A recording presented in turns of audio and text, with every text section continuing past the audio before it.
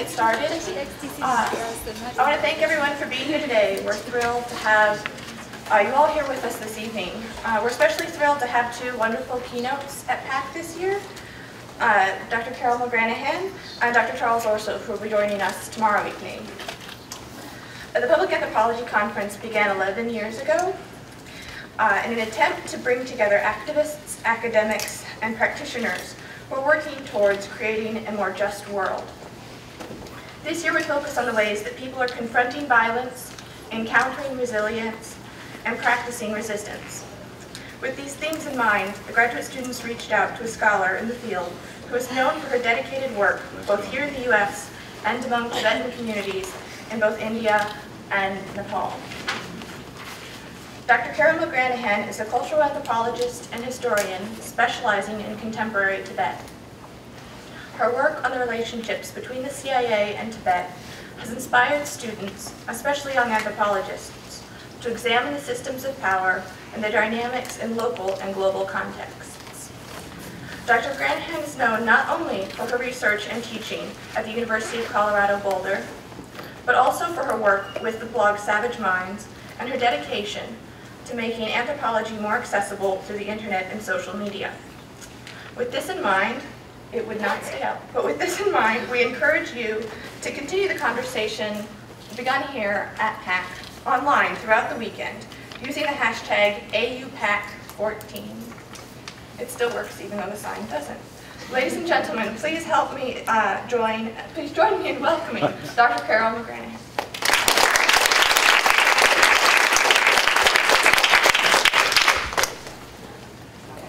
Thank you, Jean, for the introduction, and thank you to everyone here at American University who has invited me to campus and to participate in your conference. I've had my eye on this conference for a long time, so it feels like a real honor to be able to come, not just to participate, but actually to share my work with you in this more extended way. I also want to say that when I received the emailed invitation from Jean, I went to the conference website, and the very first thing I noticed was that last year's cultural anthropology keynote speaker was Faye Harrison. I have to say those are magnificent, wonderful, and inspiring but a speaker to follow, someone who has inspired me for the entirety of my career. So just want to acknowledge her contributions and the fact that she was here last year. I wish I had been here with you for her talk. The very first book I took off my shelf in thinking about what I might want to speak about for this conference was, in fact, Faye Harrison's, and it was Decolonizing Anthropology, which first came out in 1991. And as I thought about what is it that I want to speak about, I thought back to the words and the writings of one of my professors when I was a graduate student at the University of Michigan, and that's the late Fernando Coronil, who wrote not only of decolonizing anthropology, but of imagining what a post-imperial anthropology might look like. So also, with him in mind, I've written my talk for you today. What I want to start with, let's see if I can make my fancy thing work. Maybe not. Definitely not that direction. Hold on.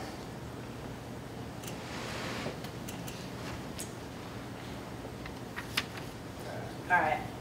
One of those embarrassing moments. What's happened? Is there anyone who knows how to? Hold on. I'm usually good with this stuff. I'm not one of those academics who messes up too much. You know, we have that reputation. There we go. Yeah, Okay, I'm just going to forgo this. Well, actually, I take that back. I'm going to try it.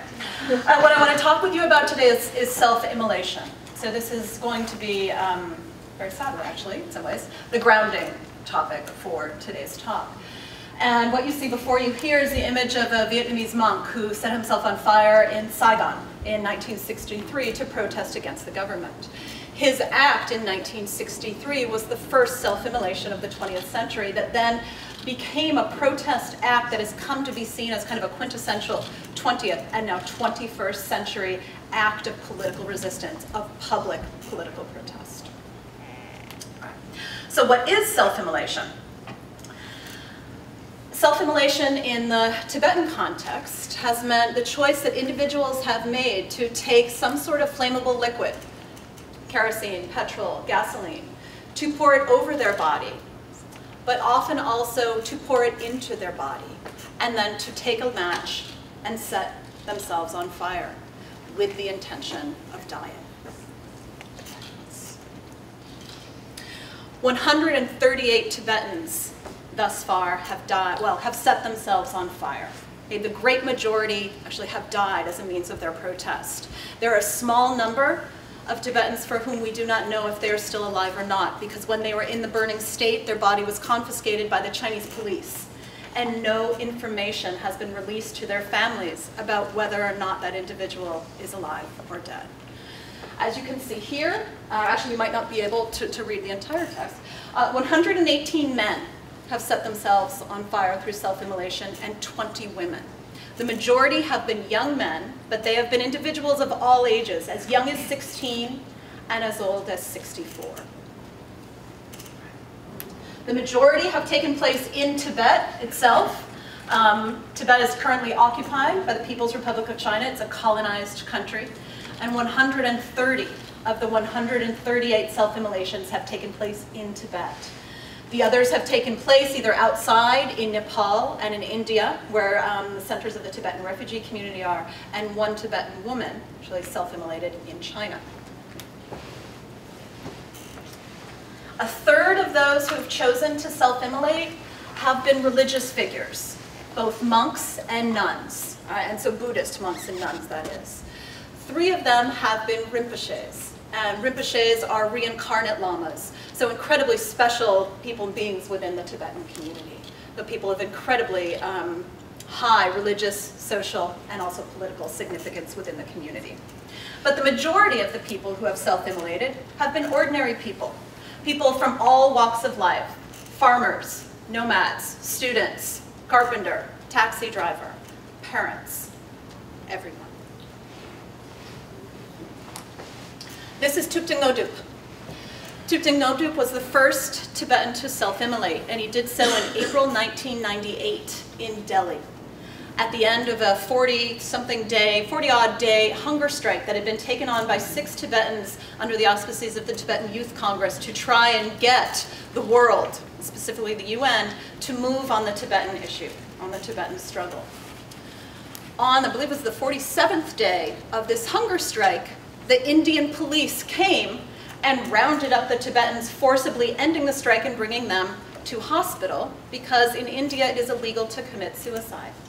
Thupten Ngodrup had been tending to the hunger strikers as a volunteer, taking care of their needs, helping them to the toilet, helping them to consume, just keep down water, massaging them, right? Trying to help ease some of the pain that they were in.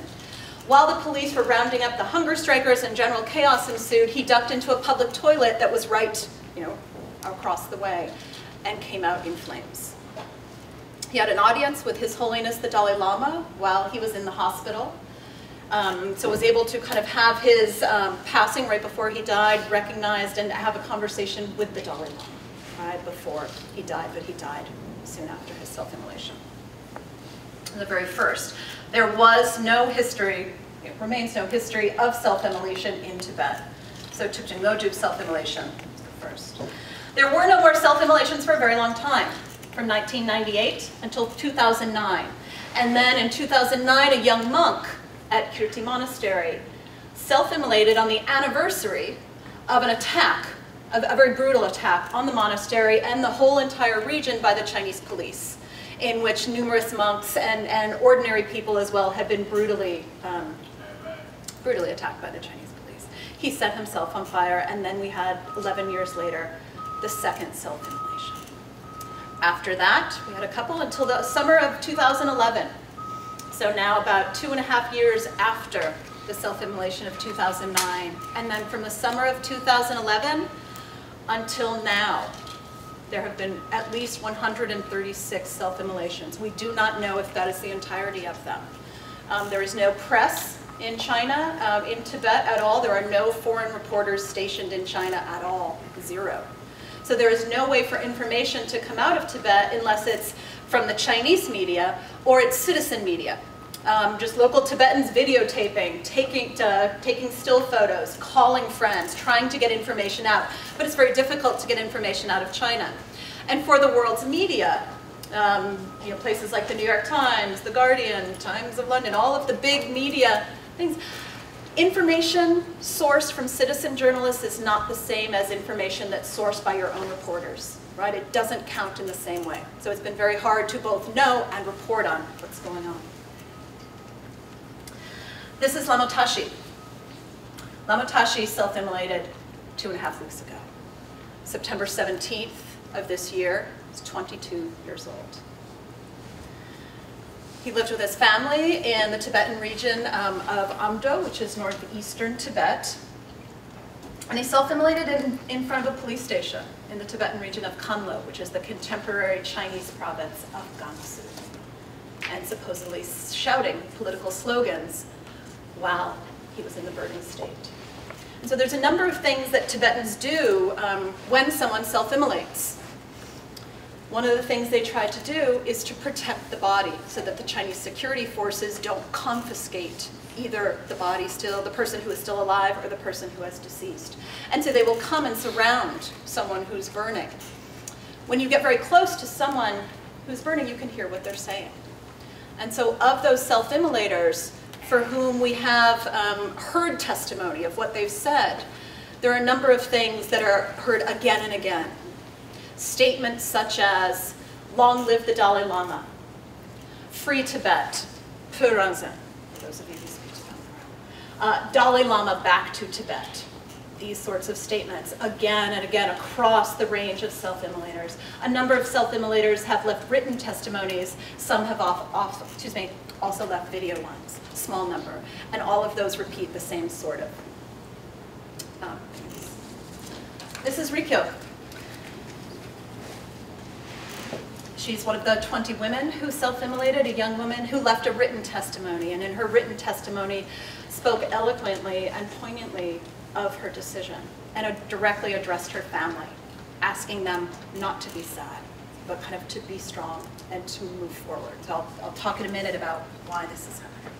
This is Lama Soba, who was the first Rinpoche to self-immolate. He was 42 years old at the time, and he left a video transcript of his testimony.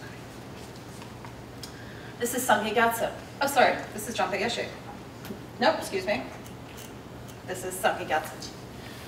Singu Gatso was married and left behind a wife and 2 children. And as I said already, a number of the self-immolators are themselves parents, right? So who have children. I'm often asked, what happens to the family? And there are all sorts of things ways in which the Tibetan community comes together to support them. But recently, as of in January, the Chinese state has started to arrest family members of self-immolators, to punish the family as well, even further. This is Jampa Geshe. Jampa Geshe self-immolated in New Delhi in April 2012, when the Chinese president was visiting, or premier, excuse me, was visiting India.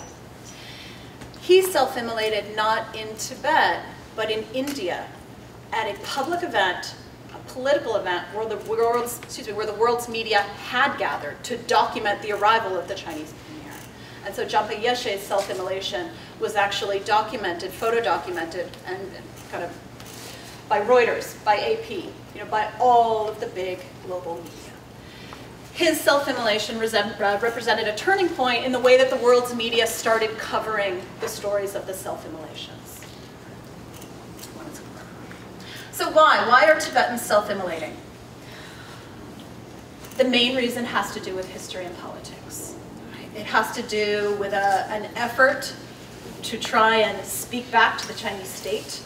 China took over Tibet in the 1950s. In 1959, the Dalai Lama escaped to India after a decade of trying to make things work, trying to cooperate with communist China, and finding that that was not possible without severe loss of culture, of autonomy, of the Tibetan way of life, and especially of Buddhism.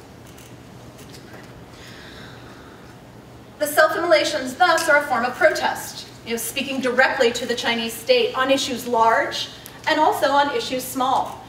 So on the general issue of the loss of Tibet, of the Tibetan state, of the loss of the Dalai Lama, right, in his home country.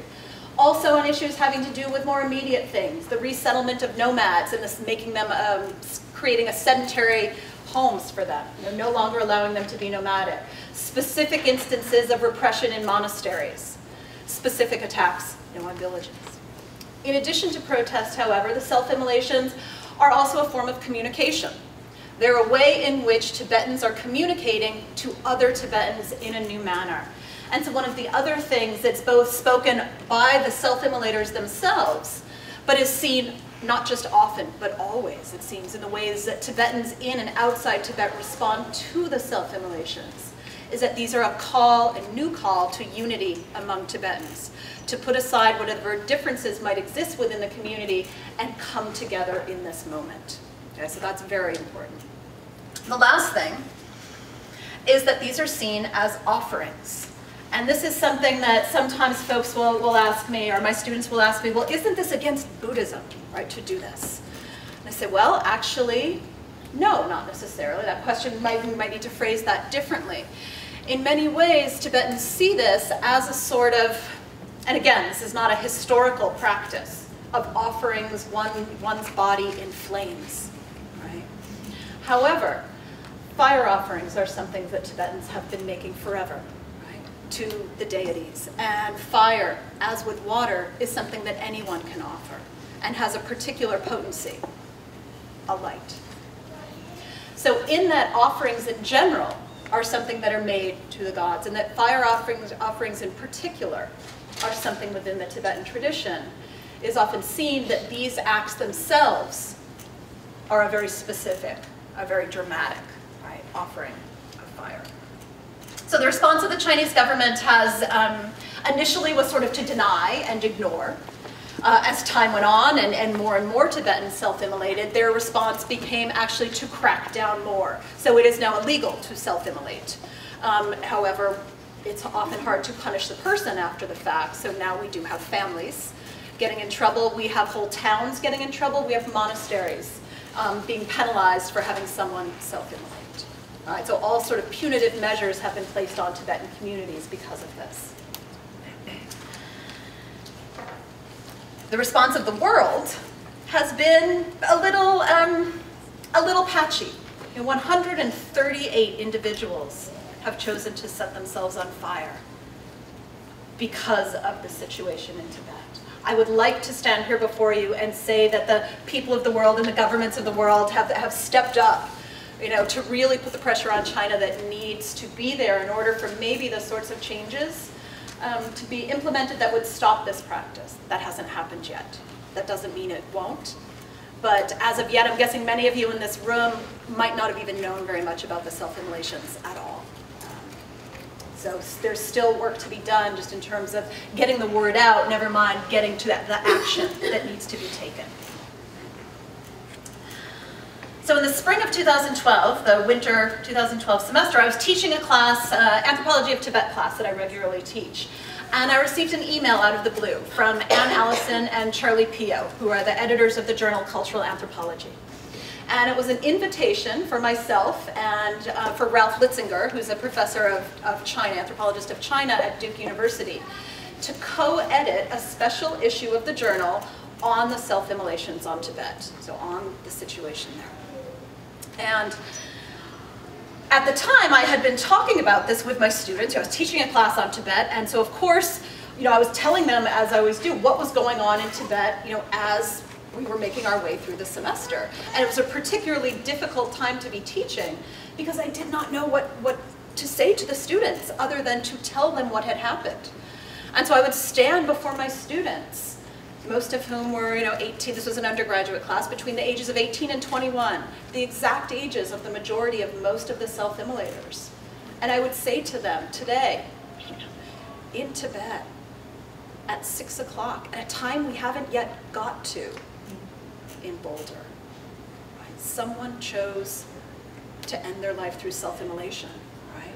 To speak to their occupying government, to speak to their own community, to speak to the deities who they also want to communicate with, to speak perhaps to us, and try to muster all the anthropological knowledge I had, all my sense of how we might be able to understand this, come to terms with it, right? And then at the end of the class say, what will you be doing at 6 o'clock when that time comes? Right? Will you be on the phone with your mother? Will you be making dinner? Will you be, out with friends?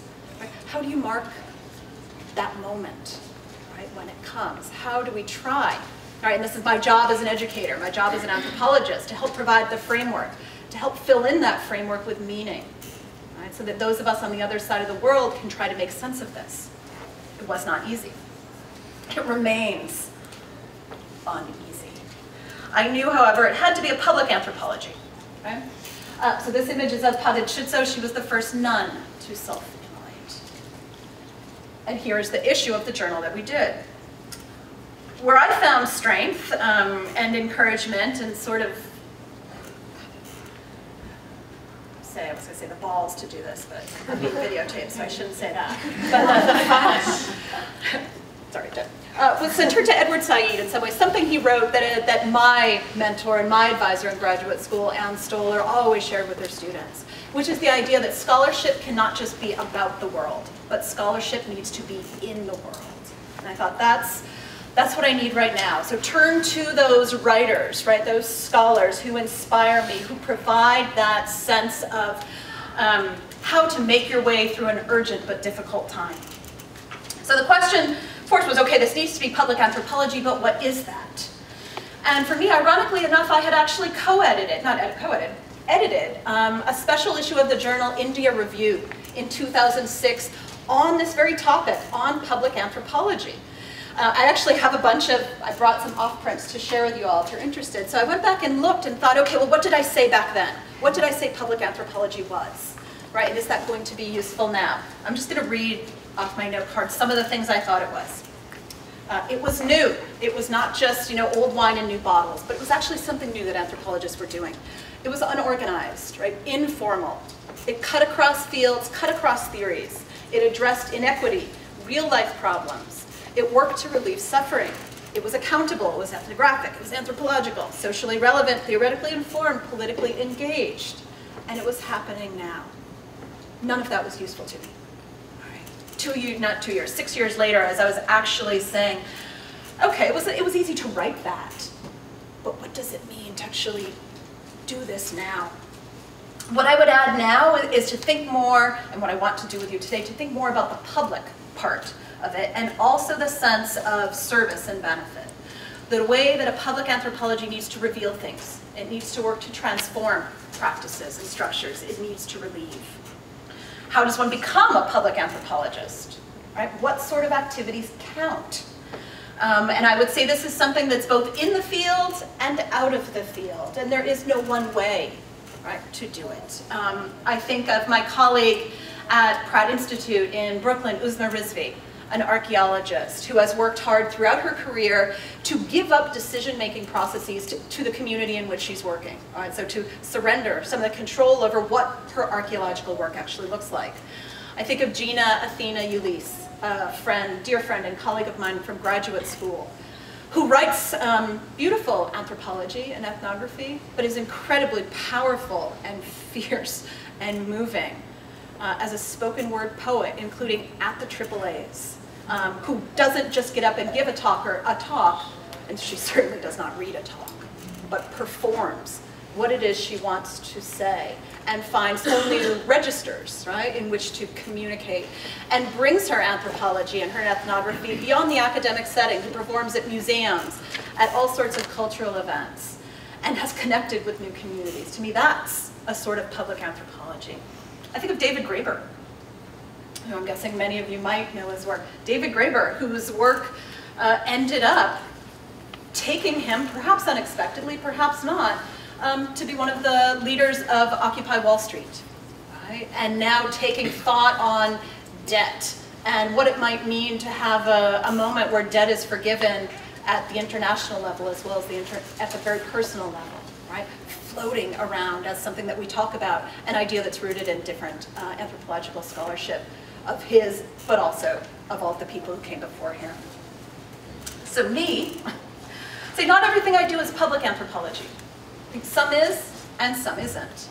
But all of the anthropology that I do that is public is informed by my research. All right? It's informed by my kind of hands-on knowledge based as a cultural anthropologist in cultural immersion. And I would say I work in, my public anthropology is mostly in 3 domains. So in addition to the writings and the talks on self-immolation that I've been doing, I have also, as Jean mentioned, been very active on social media.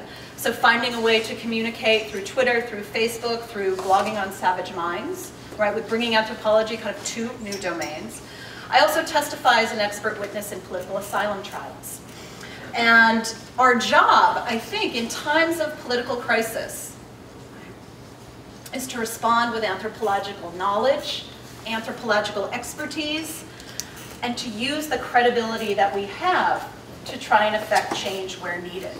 And so not to have any sort of false modesty, not to actually shy away from the category of expert. I think a lot of anthropologists shy away from that and just, oh, I'm not an expert. You know what? In many domains and in many areas, we have expertise that is needed and is valued. And while we can sit in a conference room upstairs and debate, on and on about what it means to be an expert and deconstruct that category for several hours probably, there's a lot of power involved in claiming that title when it's needed. So I've testified as an expert witness in about 70 Nepali political asylum trials in the United States and around 20 Tibetan trials. And I can tell you that that is an incredibly powerful experience. It's not something I asked to do. It's not something you can prepare for. I received a first call in the summer of 2004. I'd never even really heard of the category of being an expert witness before. And it was a lawyer saying, I got your name from your university's Center for Asian Studies. We need someone with knowledge about Nepal to serve as an expert witness. This person was politically persecuted for their beliefs. And I thought, well, gosh, if I have knowledge that can help, of course I have to do this. It was my first case, and I thought it would be my only case. I never dreamed that 10 years later I would be standing here before you saying I've done almost, 80-something cases by now. And actually, for those of you who are interested in learning more, Tricia Hepner and I are running a workshop on being an expert witness at the AAAs this year, right, in just 2 months' time. It's stepping forward when you're asked. It's stepping forward when you're not asked. It's being of benefit. And in the Tibetan community, when I think of my research, and in the way that the Tibetans with whom I work talked about those soldiers, the veterans, who had served their country, what they would often say is, phrase it in a term of whether or not what they did helped, whether or not what they did benefited the community, pentogire, or mare, as the case may be. So this sense. So a sense of service, a sense of responsibility, grounded in the discipline, but for me also grounded in Tibetan sensibilities, grounded in the sensibilities of the community in which I do my research. So this cultural anthropology hotspot was new. Now there have been 20. When we did this in 2012, there had been 4. We were the 4th one. And the idea was to bring anthropological knowledge to bear on crises as they unfolded, right, in the now. Not to do the research now and then publish 5, 6, 7, 8, 10 years later, right? We all know how that works. But instead to do it now.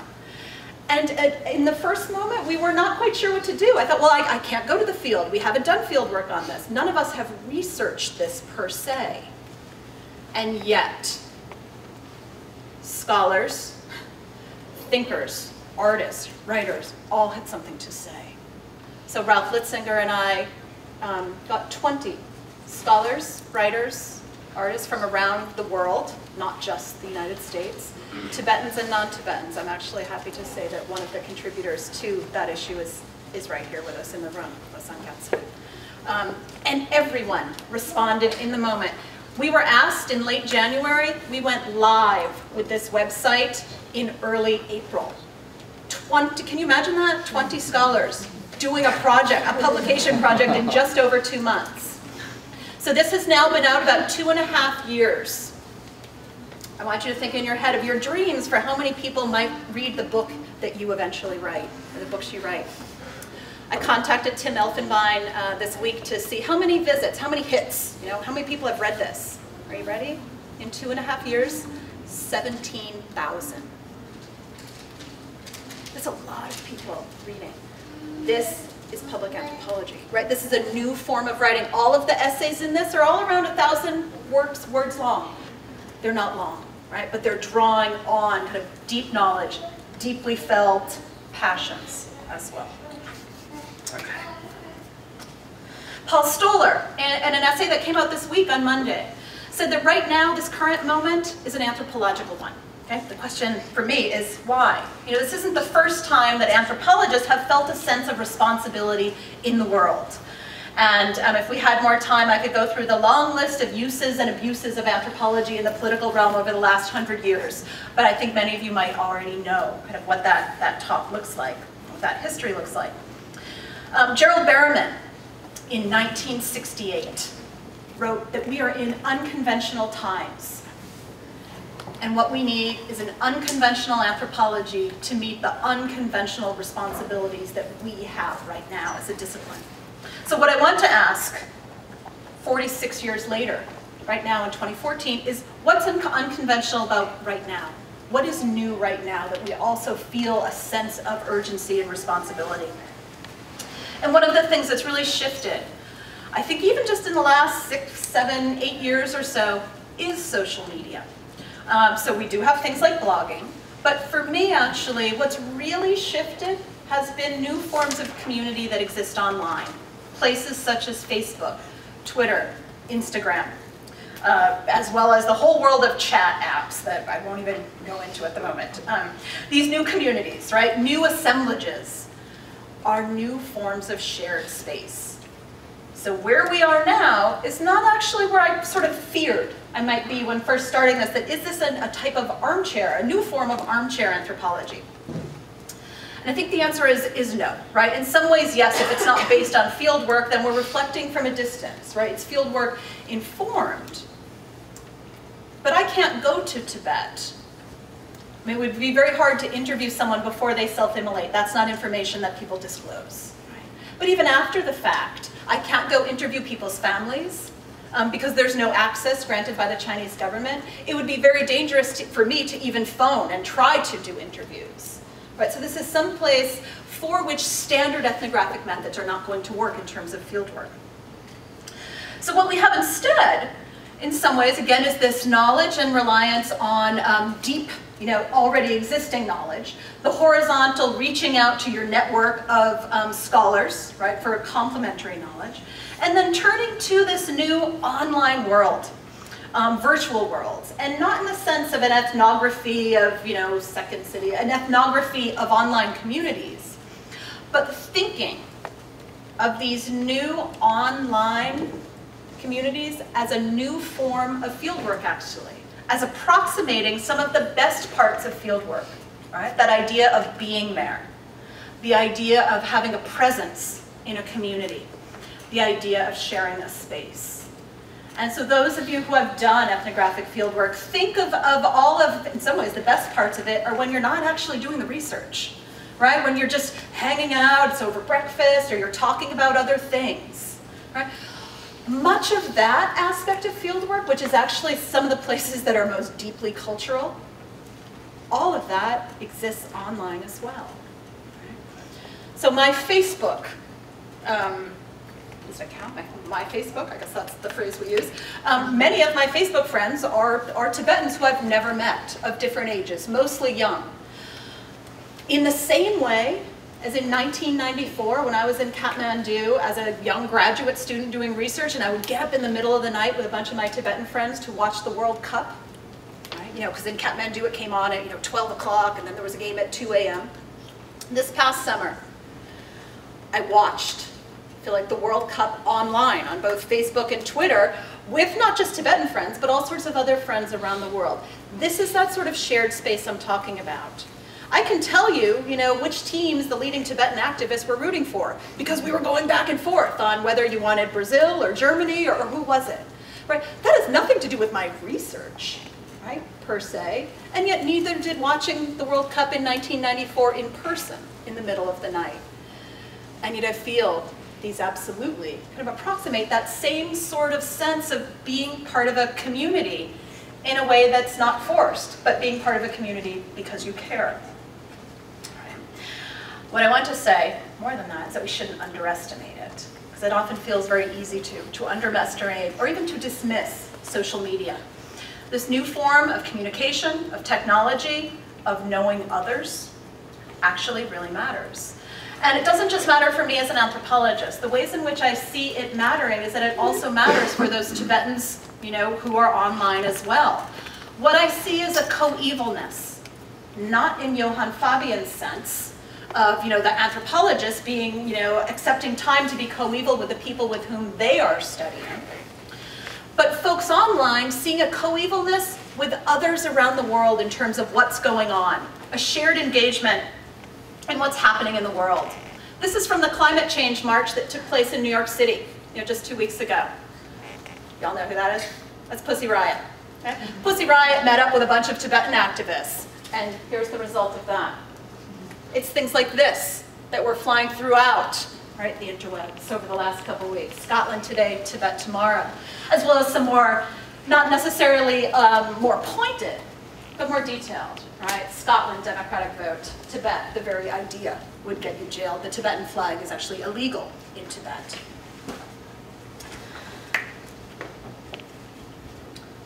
This is Monsta, which is the Tibetan word for democracy. This sense of a shared space and of a shared engagement is not a paralyzing sense of universal humanity. But I think it's really a space of action and a space also of hope. Just a couple days ago, Tibetan activists registered a huge victory. The Nobel Laureate Summit was to be held in South Africa this month in October. Anyone who had received a Nobel Peace Prize, right, was supposed to come, and it's going to be a meeting of all of the recipients of this award. Incredible gathering. Under pressure from China, the South African government denied a visa to the Dalai Lama. Tibetans started organizing, and a number of other Nobel Prize recipients decided that they would not attend. And what happened in the end is that the summit has been not canceled, but it's being moved. The new destination, I believe, hasn't been announced yet. It looks like it might be Rome. But that is an incredible victory, right? The actual moving of a major summit will not be held in South Africa. The hope is that this sort of action, will also take place in Tibet as well. Tibetan Buddhist monks from South India this August were touring the United States, and they were in St. Louis. These are monks from Drepung Gompa Monastery in South India. They were in St. Louis this August, and they had a day off on a Sunday. And their hosts were telling them about what had happened in Ferguson, just down the road. And so the monks said, well, can we go? Let's go. And so they showed up. And here they are from Tibet. St. Louis Alderman Antonio French was actually there where the monks were, so met them, and very active on social media, started getting photos out that were shared zillions of times. I realize that's not an accurate term, but were shared an incredible amount of times. You have here one of the images that went around that I saw everywhere, that week. Hands up, don't shoot, right? An action also that we've seen in Hong Kong over the last week, with Hong Kong protesters also doing the hands up, don't shoot movement, these signs of solidarity. Geshe Ngalen Tinley was one of the monks who was there. It's his first visit to the United States. And in an interview, what he said is, in Tibet, it happens like this. Everywhere, every month, they have the problem in Tibet, the police shooting like this. What he didn't know, however, was about the racial inequality that existed in the United States. That was new to him. There was also time for selfies. On the same day that Michael Brown was shot, which was August 9th, in Tibet, 13 peaceful protesters were shot in an anti-mine protest near Shigatse, protesting the fact that they didn't want to mine in this particular territory. They were also shot. 3 days later, in the area of Kunso, another group of peaceful protesters were shot. 7 of them died. This is 3 days after the shooting of Michael Brown.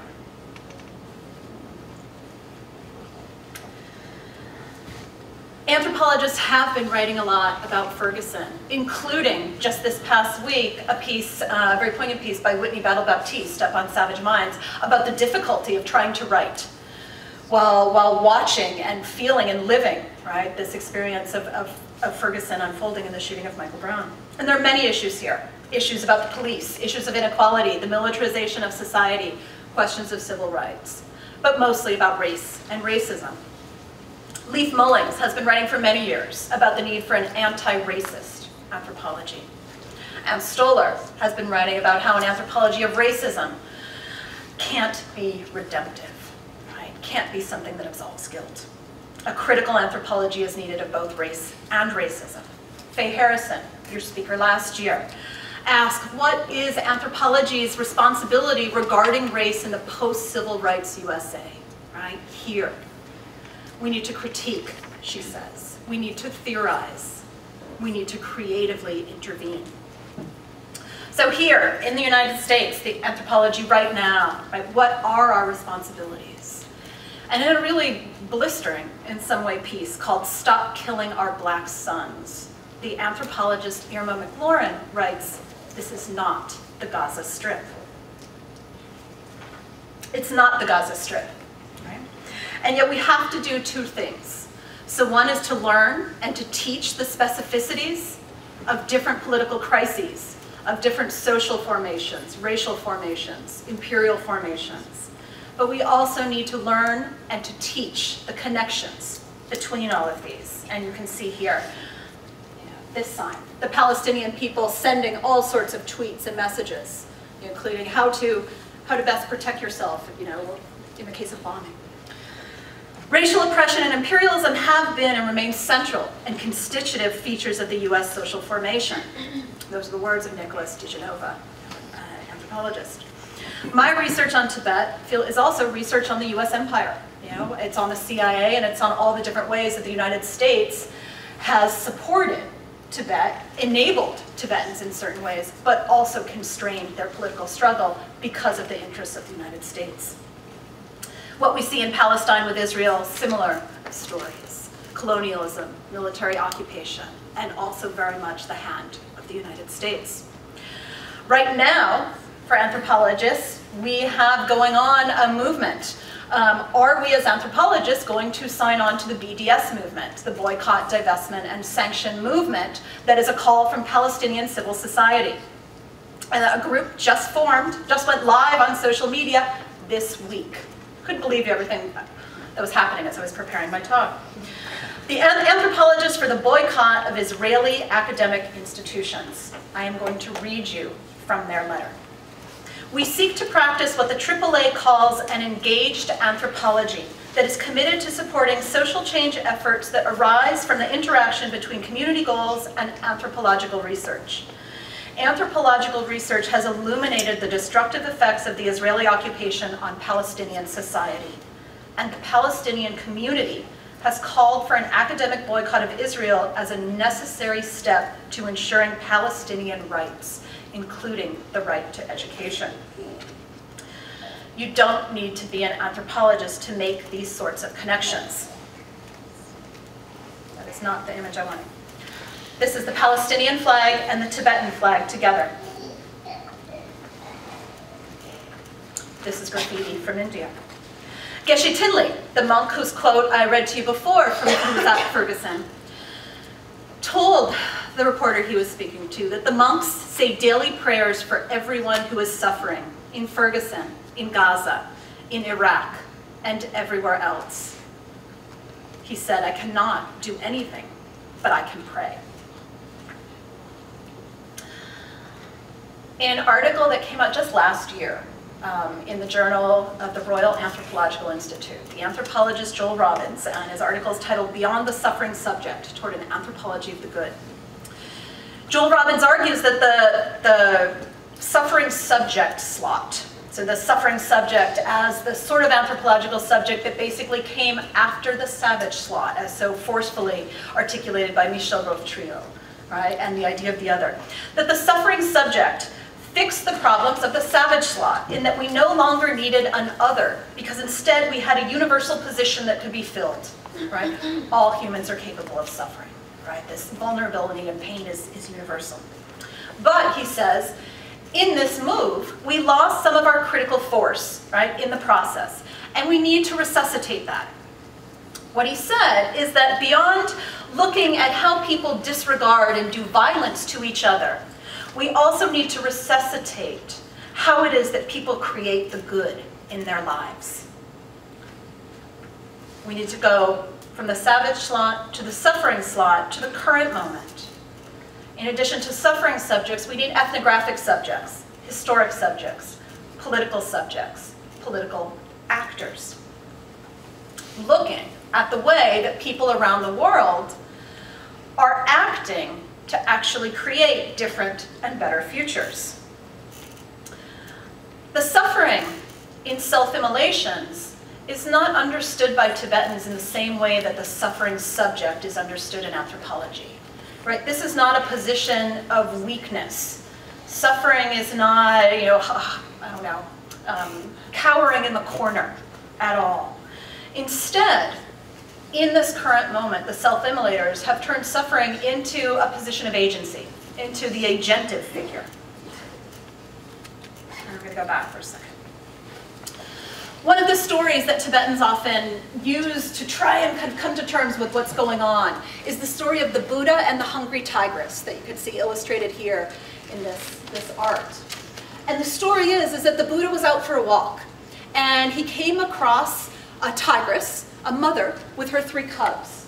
Actually, in this photo, this drawing, sorry, there are 5 cubs. But anyways, they're very hungry.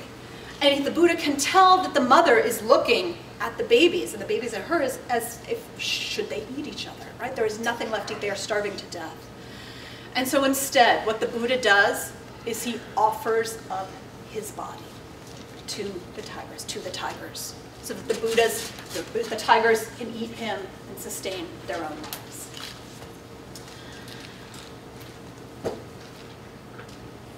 May all sentient beings be free from suffering. Most Tibetans probably do not pray in English, they pray in Tibetan. And yet if they were going to pray in the English language, this is one of the prayers, the main mantras kind of translated into English. May all sentient beings be free from suffering. The acts that the self-immolators are taken are not seen by Tibetans as suicides. They are not seen as desperate acts. They're seen as something else. Right? They're seen as a building on the past, on available cultural resources, right? Depth of religion, politics, culture. They're seen as acts in the present, and they're seen as acts that are working to secure certain types of futures.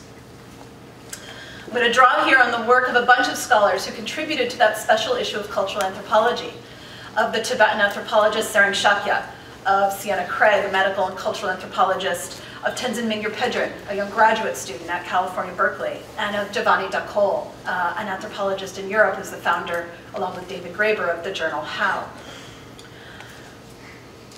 Of the various things that Tibetans see, and scholars of Tibet, such as myself, is the idea that what's going on here is, again, not suffering in that suffering subject anthropological sense, but a virtuous pain.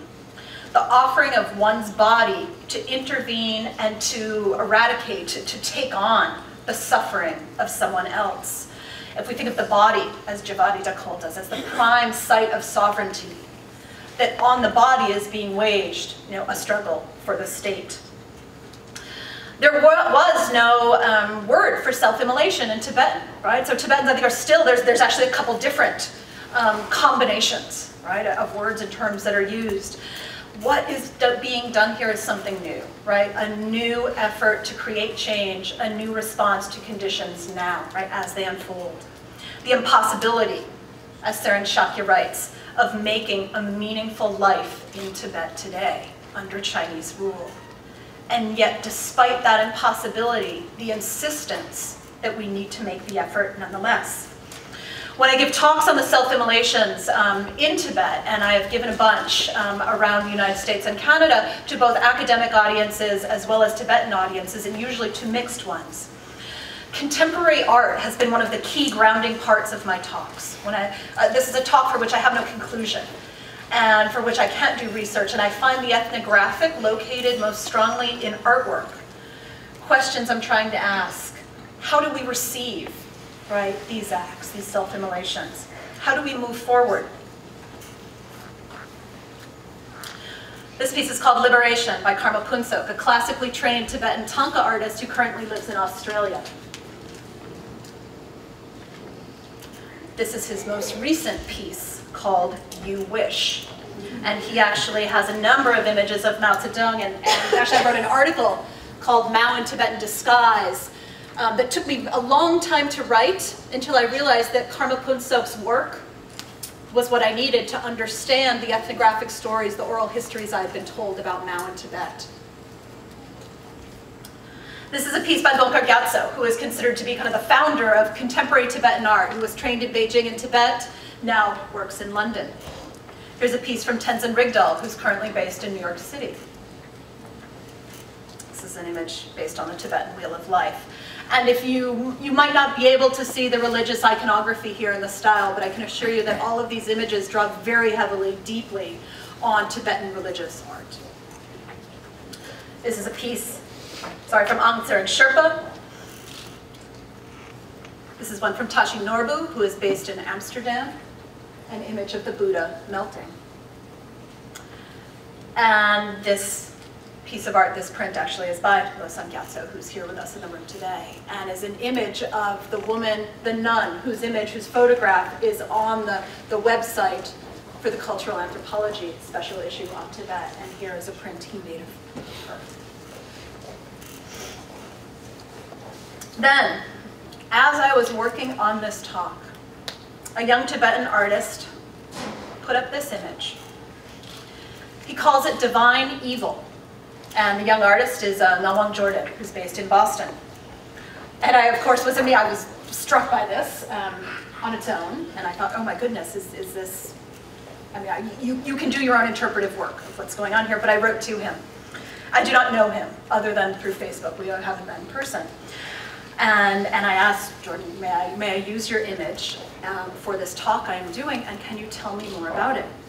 And so he wrote back to me and said, yes, you may use the image. And he said, when I first sat down, all I had was a general idea that I wanted to make a piece of art that spoke to police brutality against fellow citizens. He put that in quotes, around the world, that police officers were doing this to their own community. And across human history as well. And then he said, halfway through the making of this piece of art, Ferguson happened, as he was in the middle of creating this image. What he wrote to me is that he sees this as about power, about control, about anger, about hiding behind a mask, about hiding behind the authority of a tie. Right? There's all sorts of other stuff going on here. The one thing I want to draw your attention to right now, however, because it might not be something visible to those of you who aren't familiar with Tibet, is this halo around him, which is also iconographically kind of representative and reminiscent of a Buddhist Thangka painting. But he has made it in flames. Right?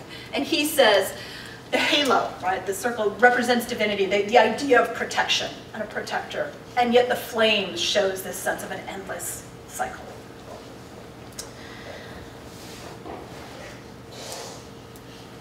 After the shooting of Michael Brown, a number of people participated in something called the Black Lives Matter riots. And one of those was a woman who is a blogger and a professor whose work I find very stimulating, provocative, named Brittany Cooper.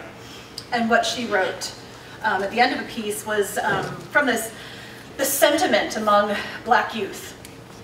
We will make them hear us, see us, and feel us, or we will die trying.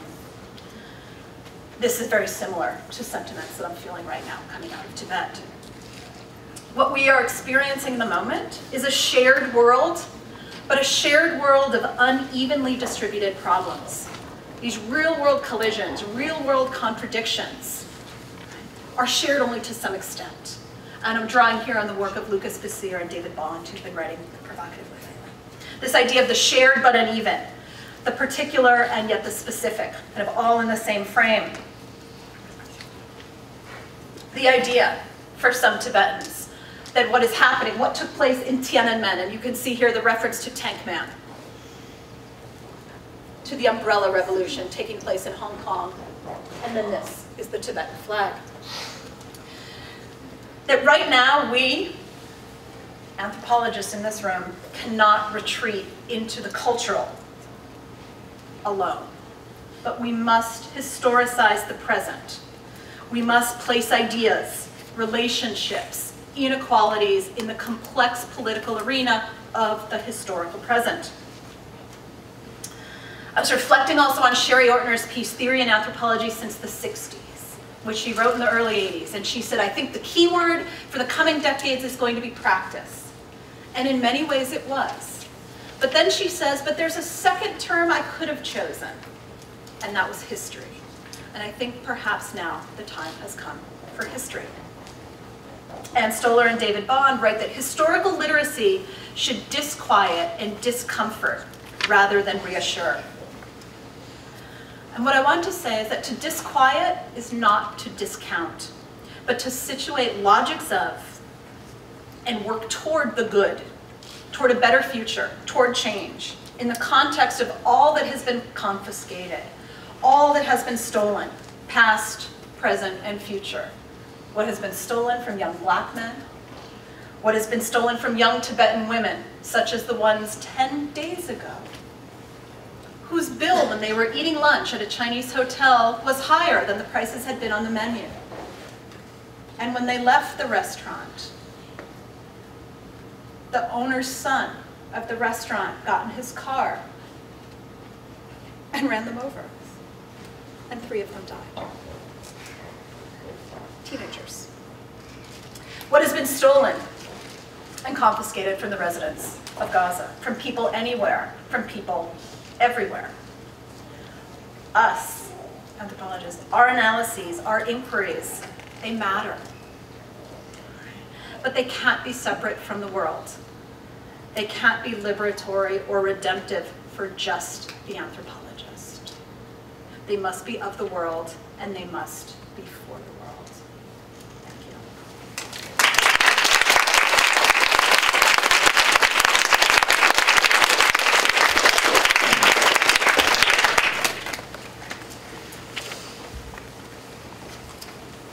I don't know how you usually do this, but I guess, do we?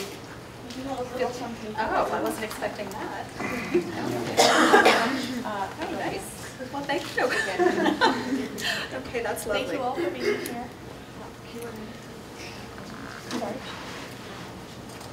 Do you want to answer questions? I'm happy to answer questions if anyone has some. Oh, here's one in the back. Sure. I'm wondering if you could talk a little bit more about the art, Tibetan art, about how they don't. Sure, that particular image or just in general? Just because you said that there's been a lot of artistic interpretation of him. Okay.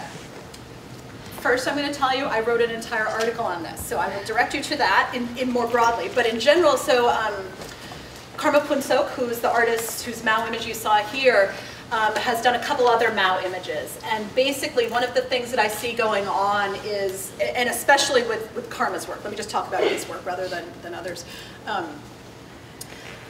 is an attempt to resituate Mao within a Tibetan perspective, rather than letting the Chinese perspective be the driving one.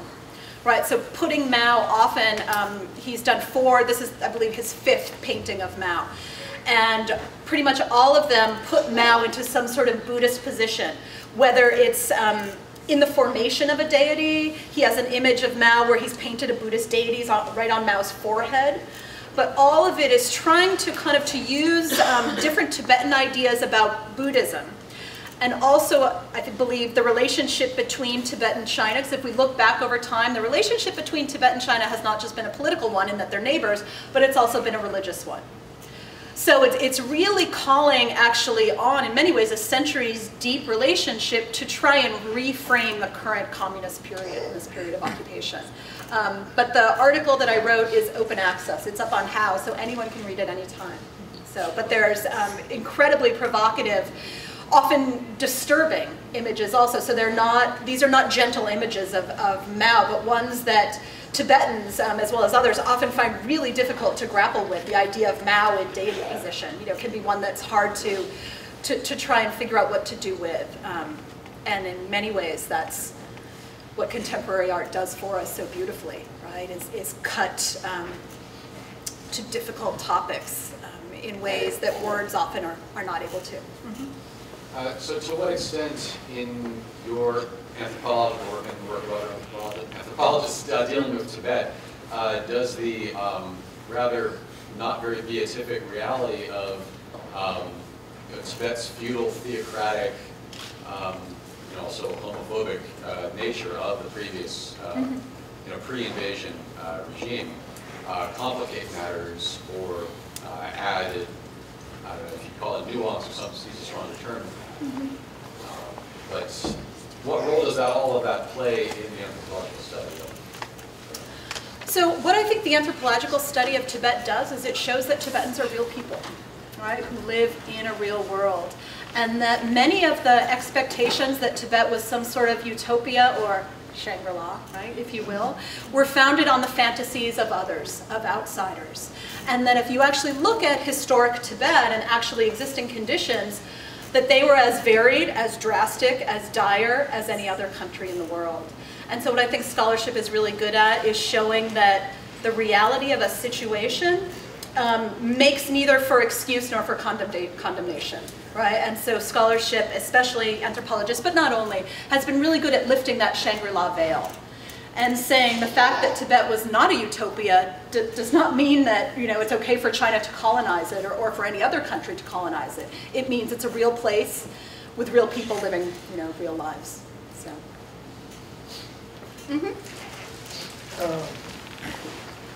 When you talk about violence, the Gaza Strip, Ferguson, and other places, Tibet,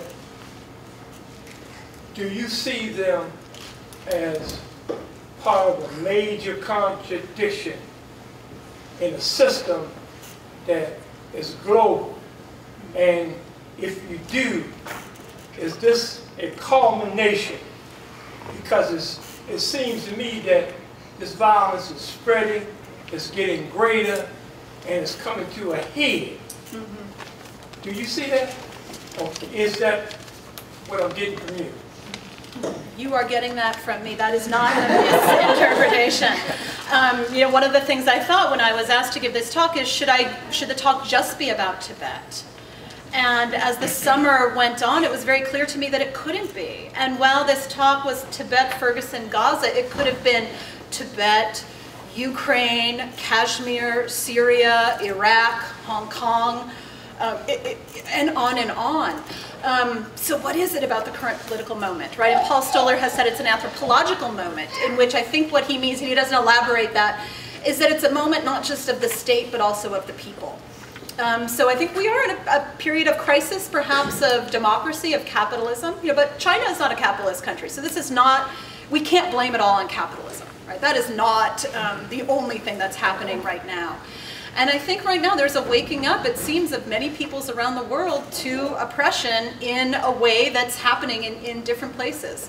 What will become of it, that remains to be seen. One other question. Because of the violence against human beings, because of the violence against the natural environment, this is an abstract question, is Mother Earth taking revenge on us now because of the earthquakes, the tornadoes, the floods, etc.? Is it coming against us? That question I can't answer. Different traditions have their, different predictions and different, divinatory senses of what is coming and what is and why. And that might actually be a question to look at, what exists right now? What predictions are there for this moment across different traditions, right? That might be earth-based. Just in Nepal this summer, there was a huge landslide. Several villages walked away. The flooding in Kashmir, that just went on in the last month. So this is a time of natural disaster and not just political disaster. But I'm not sure I can speak fully directly for Mother Earth, but I think you might be onto something. Yeah. Anyone else?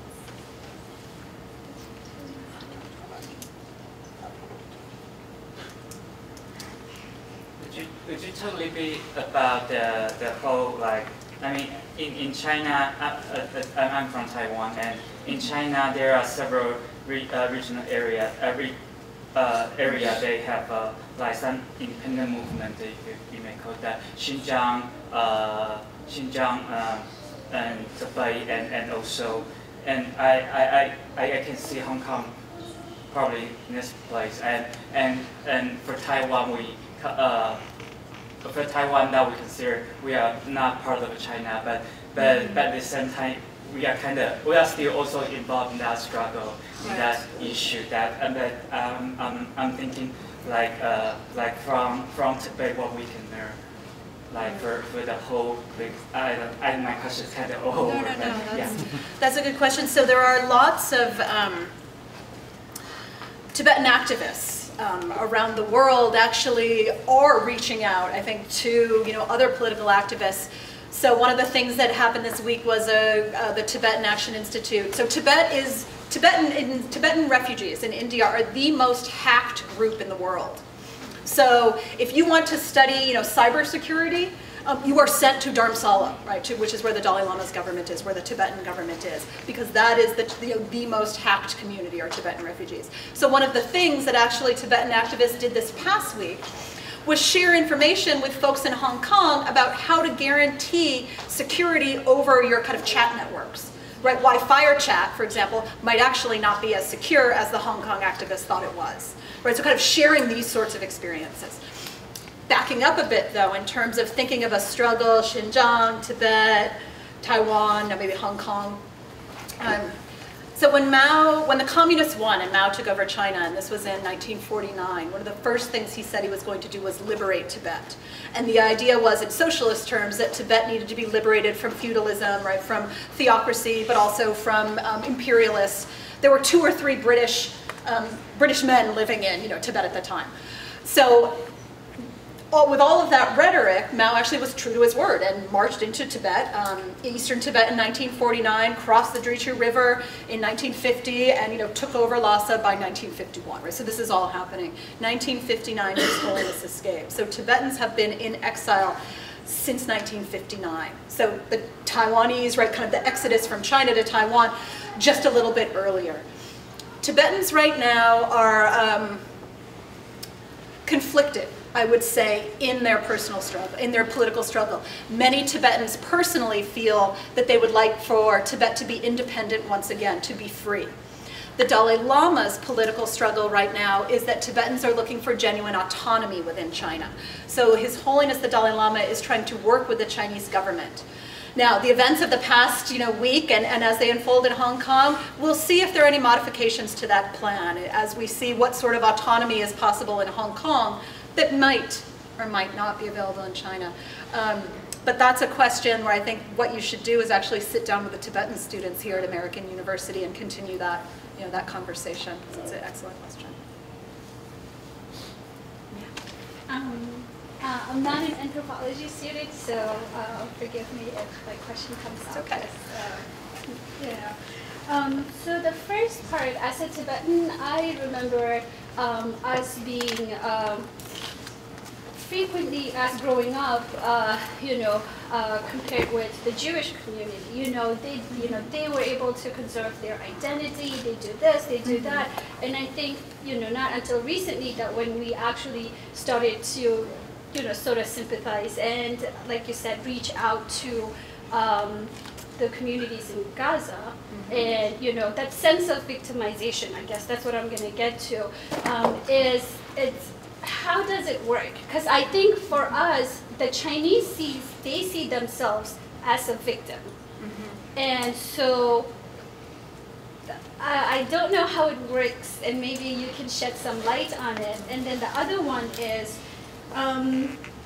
as I know the Tibetan community itself, it's a very religious society, but I think as the new generation comes up, maybe we're not as religious, So as a community, how, religion always has dictated our values, our morals, and as the new generation starts not, going that traditional path, how do we still define, as a community, know what our values are, what our morals are, and you know, what really democracy or that freedom looks like for us?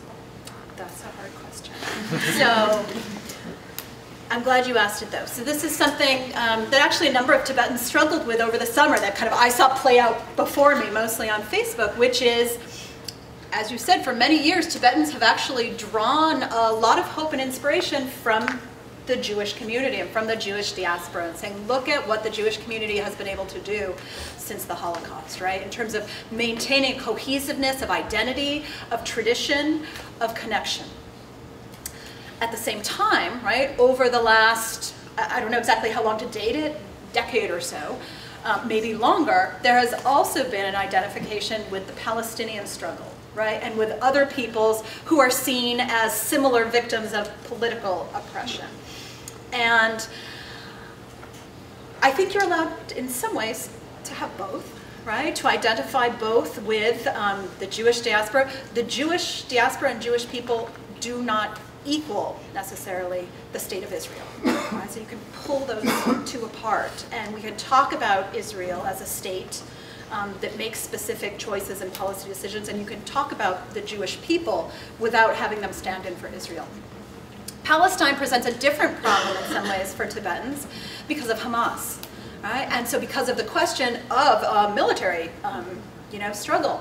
So Tibet had, as you know, and I don't know how many of you know, Tibet had an army, a citizens' army that rose up in the 1950s to fight against the Chinese. This is actually the subject of my book, Arrested Histories, that's all about this army. And part of what I write about is how do you narrate a history of war in the present, right, when you have a policy of nonviolence, right? So how do you write a nonviolent history of war? Right? That's very difficult. And it involves all sorts of compromises and kind of, sidestepping things. But as I was saying, their history should disquiet, right? History should unsettle what we think we know and should unsettle our everyday routines and habits so that we can get to where we need to be. So in terms of thinking of a new Tibetan community, of a new sense of political motivation, of morals, of ethics, that perhaps aren't as firmly grounded in Buddhism as they once were.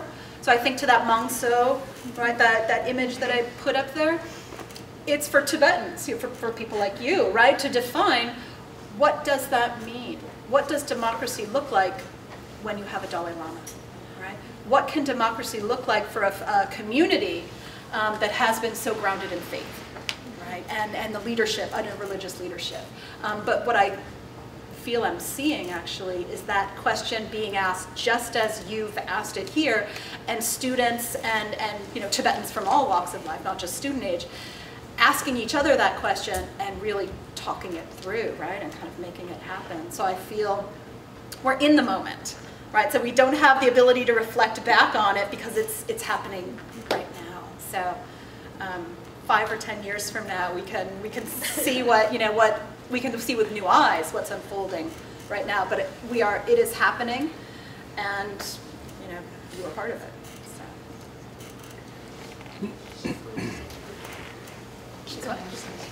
Oh, okay. All right, I guess one more question. I was wondering, listening to you talk about our research centers around identity, and how it's informed by systemic identities, I call it. Okay. And I did ethnography on men, and I look at political imprisonment, and how that informs that, and also how you transcend. And I was just speaking, and I called it like, what comes out of it, you wind up with a collaborative anthropology, where it's not just you, it's the people, it becomes the we, not just the other. And you end up becoming transformed, the anthropologist. So I was wondering with you, what type of transformation, because you're engaging, you're participating, and you're stepping into a shared space. It becomes shared for you because you begin sharing this space. And I think that anthropology now has begun its own transformation to really get engaged, to participate, and that's what I'm hearing. But I think I'm asking like for yourself, and maybe that may be part of the process that anthropology has to go through as a whole to grow up.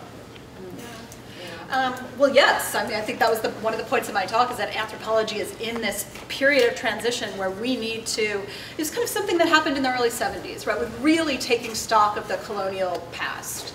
And I feel like now we're in a stock where we can now we're in a place where we can take stock of this imperial present, right, not just a colonial past. For me personally, right, so at the disciplinary level, that's for all of us. I think all anthropologists, given the intimate nature of our research, the fact that, especially for cultural anthropologists, we are our methodology, right? Like yourself, your body, you're you, right? That's all you need. All I need to do my research is a plane ticket, you know, and a notebook, maybe a pen. I don't need anything else, and I need to be there, right? That presence. It can't help but be transformative. I think the key is to tune in to the transformation, right? And to sit with it when needed and act on it when needed, and bring that to your teaching, bring that to your speaking, bring that to your writing. And I think these are things that are always unfolding, right? It's not as if it happens and then you're good, right? And then you can just coast or plateau, but constantly being in that moment. And that's for me, one of the reasons why after all these years, I still believe, you know, in the power of anthropology. All right. Thank you so much.